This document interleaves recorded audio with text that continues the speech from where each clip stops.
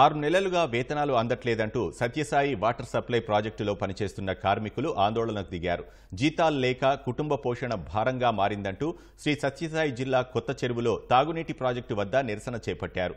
గత ప్రభుత్వం తాగునీటికి నిధులు తగ్గించేసరికి మండిపడ్డారు. కూటమి ప్రభుత్వమైనా తక్షణమే స్పందించి బకాయి పడ్డ వేతనాలు చెల్లించాలని కోరారు.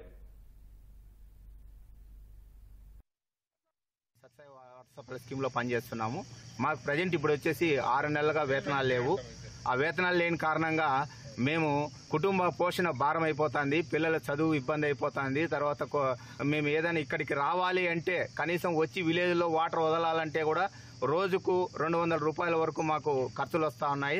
దాన్ని కూడా భరించలేని పరిస్థితుల్లో మేము ఉన్నాం. కాబట్టి గత్యంతరం లేని పరిస్థితుల్లో మేము మోటార్లు బంద్ చేసి ప్రజలకు తాగునీటికి ఇబ్బంది పెట్టి మేము రోడ్డు మీదకి వచ్చి మా కడుపులు కాల్చుకొని మేము సమ్మెలో కూర్చోవాల్సి వస్తుంది. ప్రజాప్రతినిధులు, అధికారులు దీని మీద ఇప్పుడైనా స్పందించి సత్యసాయి కార్మికులకు 6 నెలలుగా వేతనాలు లేవు, బకాయి పడ్డ వేతనాలన్నీ కూడా కంపల్సరీ అధికారులు మాట్లాడి ఇవ్వాల్సిందిగా కోరుతున్నాం. గతంలో చంద్రబాబు నాయుడు గారు మొట్టమొదటి ముఖ్యమంత్రిగా ఉన్నప్పుడు 2,20,00,000 రూపాయలు మన బడ్జెట్లో కేటాయించి మన సంస్థకి ఇచ్చేవారు. అది జగన్మోహన్ రెడ్డి గారు వచ్చిన తర్వాత 1,50,00,000 తగ్గించినారు. తర్వాత 86 లక్షలకు తగ్గించి ఈ ప్రాజెక్టును నడుపుకోమని సూచనలు ఇస్తున్నారు. కాబట్టి రోజు రోజుకు రేట్లు పెరుగుతాయి కానీ తగ్గవు. ఇవన్నీ గమనించి నాయకులు సత్యసాయి బాబా ప్రాజెక్టుకు పూర్వ వైభవం రావాలంటే 2,20,00,000 బడ్జెట్లో కేటాయించిన తర్వాతనే ఈ పూర్వ వైభవం వస్తుంది.